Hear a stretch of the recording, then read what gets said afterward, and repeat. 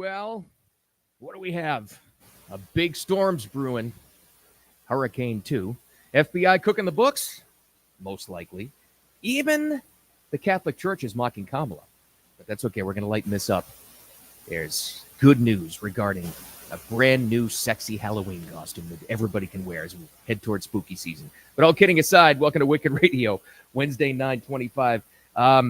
It really is a big storm, though, and I'll just give the update on Helene, which has been fascinating to watch, especially with the modeling. And we'll get to that in just a second here. But just a couple of minutes ago, as we go live here, this was the update from the National Hurricane Center. Helene is forecast to intensify, of course, and be near hurricane strength when it passes near the northeastern coast of the Yucatan Peninsula in the next several hours. Hurricane warnings in effect.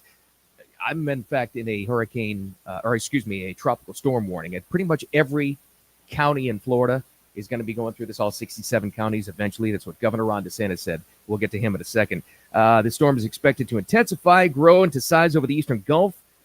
There is danger of life-threatening storm surge along the entire west coast of the Florida Peninsula, Florida Big Bend. Highest levels are expected along the the coast of the Florida Big Bend.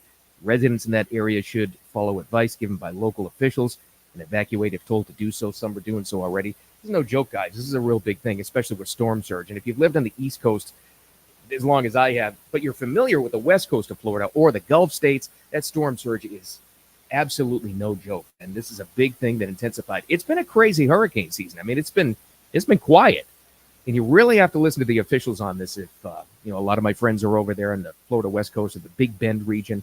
Governor DeSantis late last night, again, this is as of yesterday. He didn't have all the information, but this is what he said about the storm. And listen to what he says about the modeling and how they're able to predict this before they have all of the information together based on past hurricanes and the new technology. Here's Governor Ron DeSantis from Florida just yesterday. The models currently range from it developing into a tropical storm all the way to a major hurricane at Category 4. If you look at the National Hurricane Center, they have put out their cone, and they're actually forecasting it to be a major hurricane by the time it reaches landfall, which is Category 3 or higher. And they've never in their history forecasted a major at this stage of development. And this is what's crazy. What he went on to say there, the clip cut off, based in part on previous storms and also mostly on the new technology that's out there. They have come so far in modeling and storm prediction. It's really amazing what they can do now. In fact, he talked about it a little bit later on today. He's supposed to talk about it a lot more. And it's really a credit to the National Hurricane Center for sure. This is the first time they were able to put together model tracks before the cone was actually formed, right? So they have a much better idea before this thing even makes landfall on the size, direction, wind speed, and all of that stuff based on the new technology. They've launched satellite after satellite and updated the technology, especially over the past 2 to 3 years. It's been absolutely amazing. And it wasn't that long ago. And those of you in hurricane zones, you can totally relate to this. It wasn't really that long ago, 10 plus years maybe. Remember you would get a hurricane printout at the beginning of the season, and then they would give you coordinates every, 2 updates a day if it was getting closer, and you put it on the map and you'd pin it there. We've gone from that to able to predict a storm before the cone is out. They've got models projected for this thing. It's incredible what they can do. Now it comes with, I guess, the fear of over preparedness, right? If there is such a thing with a storm, and there's probably not. But you get a lot of people who weeks out of anything will freak out about something because there's so much information coming out. But really, that's better than not having any information at all. Now imagine this storm, let's say 15 years ago, right? We probably would just be hearing about it later on today. That is crazy to think about. So technology is amazing. And it's going to be really, first and foremost, our hearts are with all the people in that area. And you hope everybody's okay. And you hope it doesn't turn out to be as strong as what they're predicting, a 3 or a 4 or whatever. And with that storm surge along the west coast of Florida and into the Big Bend. But take a look at this and see how accurate they were before even the cones were out for this thing. It's amazing, but pay attention to it. It's no joke whatsoever. All right, let's get out of that and talk about some good news. You want some good news? Yeah, we all want good news, right? How about this good news?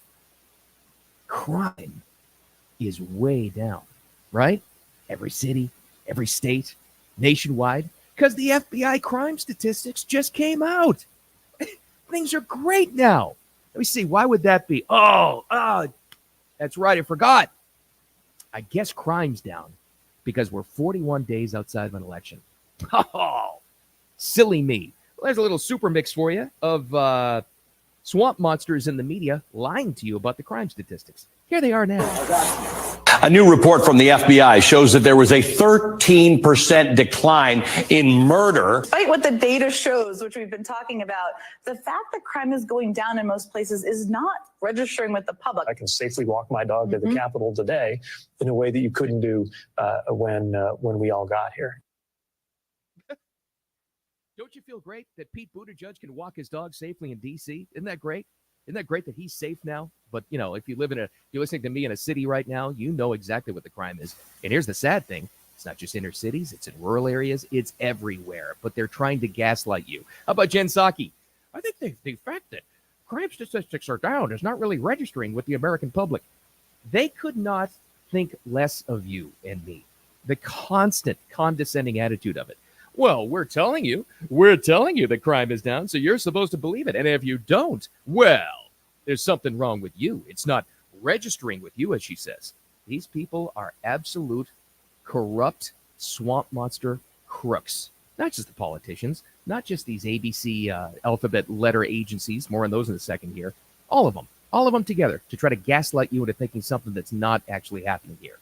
In fact, and Jesse Waters on Fox, probably 2 nights ago, did a great expose on this. He picked up a story from the Washington Examiner outlet, if you've ever followed it. They did a deep dive on this, and they found that half of the country is not even reporting their crime statistics to the FBI. So you know what that means? It's an estimation. They dug even further than that. And according to Jesse Waters, this was his report, murders are up by 23% in 70% of the country. But wait a minute. Those people in the media just told us, well, crime is down. Pete Buttigieg can walk his dog in the streets of D.C. now, and he's safe now. Well, you know, and if you don't understand that, that's somehow American public. That's John Q. public. That's your fault for not listening to them. Right. The real people know what the deal is. And again, remember the timing of this. We're 41 days out of an election. It's amazing. It's amazing. Everything's great. Remember the jobs report numbers 2 months ago? Remember that? They were off by 800,000. It wasn't a mistake. They reported that, and the retraction gets, a 20th of the coverage. They were off by 800,000 on the jobs report. Real people know what the deal is, and this was fascinating. This guy says it better than little old me ever could. I'm just going to keep this on loop forever. Listen to this guy. There was actually a public hearing in Manhattan yesterday. Listen to this guy and tell me he doesn't get it. Here's a New York City resident talking about the crime in his city, despite what his mayor, his local attorney general, and what those FBI crime statistics are telling him. Listen to this guy. He says it best. Never before on both sides, Republican, Democrat, have you ever had 100 murders in Manhattan in 466 days. On day one, Alvin Brown says he was not going to prosecute felonies. They give you all their fake statistics. Well, if you don't arrest nobody, you don't have no statistics.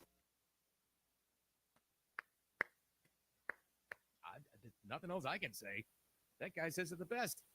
You don't arrest nobody. You don't got no statistics. He's exactly right. That guy gets it. But how similar is he to the rest of us? He happens to be in New York, but all of us in every single state. We get it. We understand it.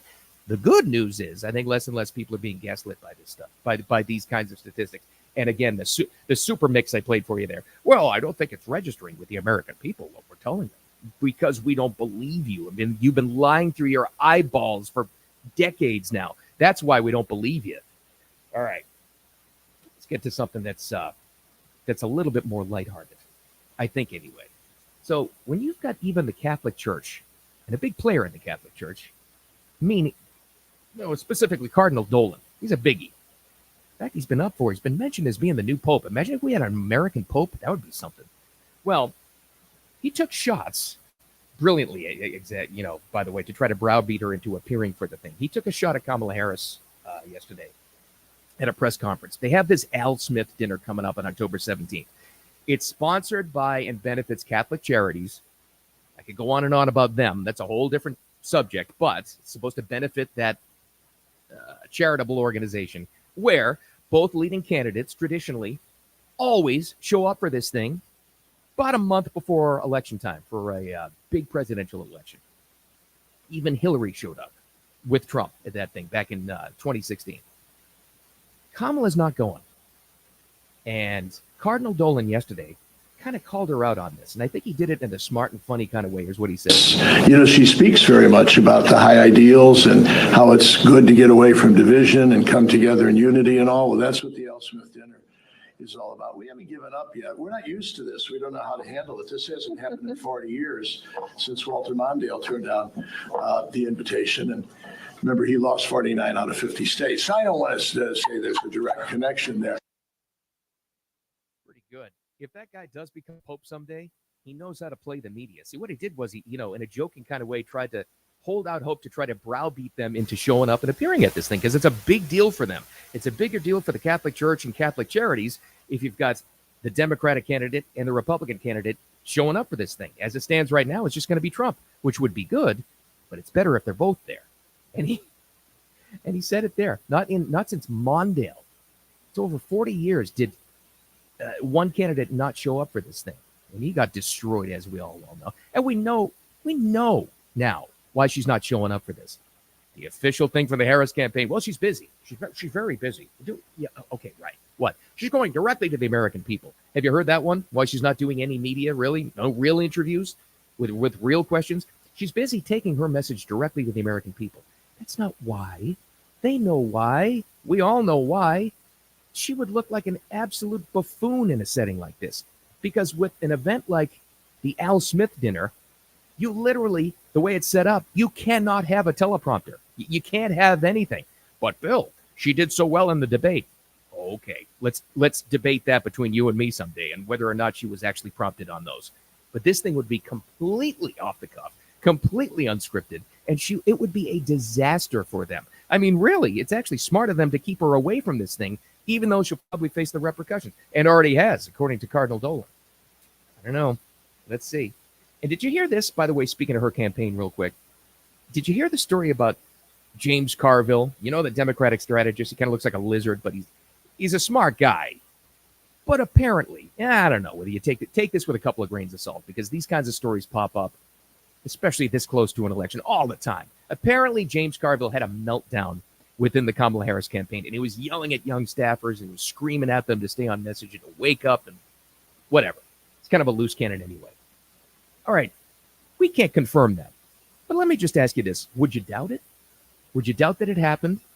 A guy like that who's pretty much been credited with getting Bill Clinton elected the first time anyway. Remember, it was James Carville that came up with, "It's the economy, stupid." And he got Bill Clinton to talk about the economy and stick with it, and it worked. He was elected, as we all well know, because he stuck with what matters. Well, here's the difference now. James Carville, you noticed, hasn't been able to talk about "it's the economy, stupid," because if he does, that's exactly what Trump has been talking about. So, can't talk about that. What do you talk about? Well, right to life issues and Project 25. That's what they have. That's what they're running on. That's about it. So does it make sense that somebody like James Carville would have a meltdown on the Kamala Harris staffers? I think so. Unconfirmed, but it's fun to think about anyway. All right. There was kind of a dark message that happened early this morning. I kind of get up and start prepping for stuff and the live stream and start looking at things. This bothered me. What bothered me the most was not only the messaging, the timing of it. If you follow Trump long enough on social media, especially on Truth Social, when he comes out with stuff that comes out early in the morning, and this was this morning at 12:39 a.m. on Truth Social, where he said, "Big threats on my life by Iran." Well, you never want to hear that. What an opening line. The entire U.S. military is watching and waiting. Moves are already been made by Iran that didn't work out. But they will try again. Not a good situation for anyone. I'm surrounded by more men, guns, and weapons than I have ever been before. An attack on a former president is a death wish for the attacker. Well, that's ominous. No doubt about that. But I tend to think that he came out with that early in the morning because he got some kind of an update. Yeah, we know domestically and across. I mean, again, this is one of those questions. Would it surprise you if there were threats from a foreign entity like that against him? But it wouldn't come from them, right? It would be the worst news of all for Iran if an Iranian militant took a shot at him. It would be through somebody else, which leads me to this. This was interesting. And the great Benny Johnson, if you don't follow Benny on X, you really should. This guy's amazing. His live stream is fantastic. He had an interview with Senator Ron Johnson from Wisconsin yesterday. And Ron he's one of those guys to pay attention to because he's really in tight with Trump. And he apparently talks to him a lot, according to Ron Johnson anyway. Right? He's a politician, so take that with a grain of salt too. But he says, and this made me feel better about the entire situation, and this kind of goes back to our FBI cooking the books on crime statistics story. He says Trump is fully aware, number one, of what he needs to do to clean up these swamp monster agencies. And number two, at least according to Ron Johnson, he thinks he has a plan on how to do it. This was Ron Johnson, again, on Benny Johnson's show just yesterday. The two Johnsons. Well, he's going to come into office a second time now with his eyes wide open, not relying on, swamp creatures to help him staff. And again, that's a significant challenge, trying to staff administration. I'm assuming, and I have to hope and pray that he's already identified unbelievably good and high integrity managers that share his goal of rooting out the partisanship, reforming these agencies so that they are accountable, first of all, to him, the duly elected president of the United States, and accountable to the American public. And again, these agencies need to be completely reformed. I think we need to take that with probably a lot of hope that a guy supposedly in the inner circle, and maybe Ron Johnson would be somebody in charge of cleaning up those agencies. You would hope that somebody in the inner circle who talks to Trump a lot, apparently, knows that Trump has a plan to clean up these agencies because it's just a disaster. If you want to talk about a threat to democracy, look at our lead story today. FBI cooking the books on crime statistics. You can't have it. Zero trust. We're in such a low trust level of society right now. And that actually is dangerous. But the reason why that's happening is because a lot of this stuff is getting exposed. So if he's ready and willing to clean that stuff up, and he made another good point on there too. What was probably, if you think back, and if you're a Trump supporter, what was probably the number one criticism? It's my number one criticism of Trump. He hired some awful people. It just didn't know the inner workings. I think he knows now. I really do. I think it'd be much better, much sharper in that, and he would be much better at listening to the right people like Vivek Ramaswamy. Now Vivek, this might have just been candidate Vivek. He just wanted to get rid of these agencies. Remember, he said the IRS, FBI, CIA, just get rid of them. Well, we can't do that. At least they're talking about reform now, but at least there's a plan underway. So let's hope it happens anyway. All right. Get out of that heavy stuff and get to some really good news. And if you saw the tease, I know this is what you're really excited about. Not only are we getting close to an election, and I know all the news has been about the election recently, we're also getting closer and closer to spooky season. That's right. October 1st is right around the corner. The official start of spooky season, getting ready for Halloween. I love Halloween. And it just got better. You know why? Because now, if you so choose, girls, not guys, you can dress up as sexy Ozempic. That's right. It's finally happened. All right, there's a company called Yandy.com, if you want to check that out. They're selling a costume called So Snatched. I don't know exactly what that means. I probably just said something horrifying. It's calling $39.95. It's basically made to look like an Ozempic shot, but they can't say Ozempic because they would get sued to the hilt. Here's the description. Everyone's doing it. Jump on that semaglutide bandwagon in this two-piece with a tank-style dress and a pillbox ad. It's printed to resemble a well-known weight loss drug injector.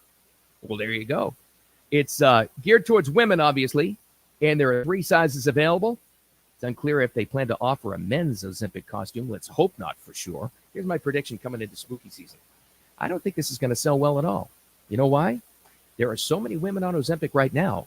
What you're going to see, my prediction, the skimpiest, the most provocative Halloween costumes in your neighborhood you have ever seen in your life, because they want to show off all that weight loss.